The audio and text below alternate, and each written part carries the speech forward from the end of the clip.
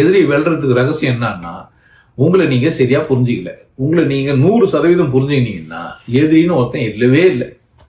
இங்க பிரச்சனை எதிரி எதனால உருவாங்கினாங்கன்னா, உங்களுக்கு உங்களை புரியல, அதனால எதிரிக்கிறான்.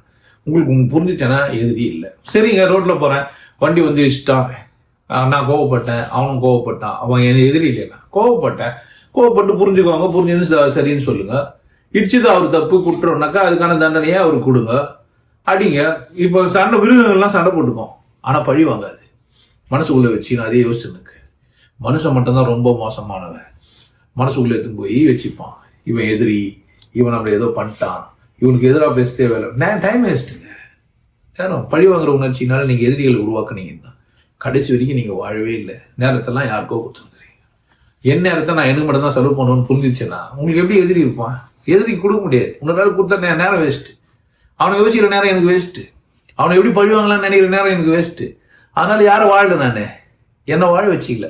ஸோ நான் என்னை வாழ வச்சுக்கணும்னா யார் மேலே கவனமாக இருக்கணும்? நான் என் மேலே கவனம் வந்து எனக்கு எப்படி எதிரி இருப்பான்?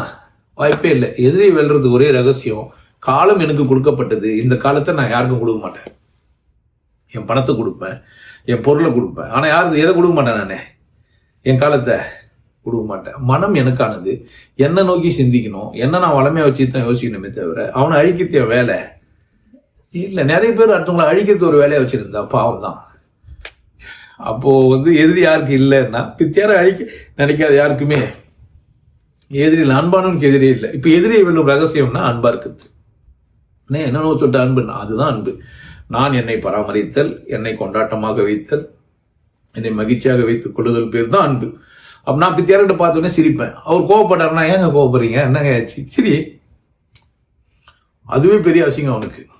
யாரும் அவன் மேலே கோவமாக வரவங்கிட்ட பார்த்து சிரிச்சானா அதை விட அவனை அவமானப்படுத்துறது ஒரு விஷயமே இல்லை. அவனை நலம் விசாரிச்சானா, உன் பிரச்சனை தான் என்னன்னு கேட்டேனா, எதுக்கு தாண்டா என்ன கூட சண்டை போட்டுக்கிறேன்னு கேட்டேனா, இன்னதாண்டா உன் பிரச்சனை என்கிட்டன்னு கேட்டேனா, என்னை விட்டுட்டு வேற வேலை பாருன்னு சொல்லலாம் தானே? சொல்லலாமா இல்லையா? அதனால நீங்கள் எதிரியை வெல்றது ஒரே ரகசியம் என்னடான்னா, நீங்கள் அன்பானவராக மாறுறது தான். அன்பானவராக மாறுறதுக்கு என்னடான்னா என் பயிற்சி தான். என் பயிற்சி என்ன? உன்னை அன்பாக்கிடும். உன் நேரத்தை வீணாக்காது, நீ உன்னை கொண்டாட்டமாக்கிடுவேன். எதிரியை வெல்ற ரகசியம் அப்படின்னா அன்பாயிடுங்க.